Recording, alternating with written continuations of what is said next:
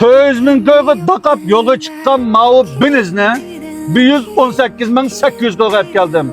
Yine konulıkta sınırlan digenanlı hesap.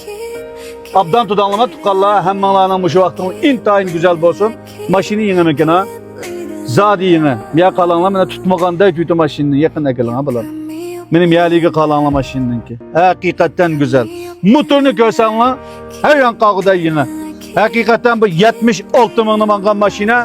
Maşinin motorunu tartıp könlan, sırkını könlan. Lakin ma maşinini kögen tukunum. Altı rakamlarını yollap, yüreklilerini yollap koyuşun. Onu tutkamanla tukalla. Ma maşininin ki hakikaten bir bunda bir takip koyanla.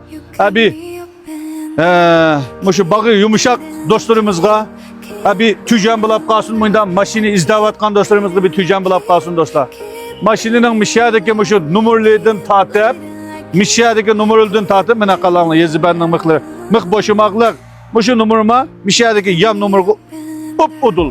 Maşininin taş siyakını bir küvetele tukalla maşininin emeli mangan konulu bir olsa 76.000 kilometre. Çünkü maşinimiz mıyda pakiz doğan maşina, maşini işkirdin ki de, mıyda maşini ihtiyacım beyde, mıyda maşini asan bu ditkallı bulap kalsan mı ne?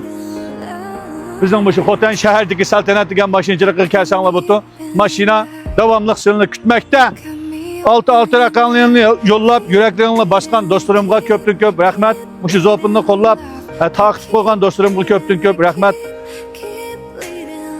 Maşinin kendini bir göz tutun, bulam. Benim zopullarımla kollap kilovatkan, bana izçil yürek besip kilovatkan dostlarım, bu köptün köp rahmet. Mıyda maşinlerine devamlık, yüzünle tökmü gıday, abroğumuzdan şu öster gıday mıyda maşinlerine, devamlık sıra götüreceğim, çıkıp tutmaz, maşinlerimiz süper kapalet tukalla. Kinki zopunda kürüşüyle tukalla, karhoş.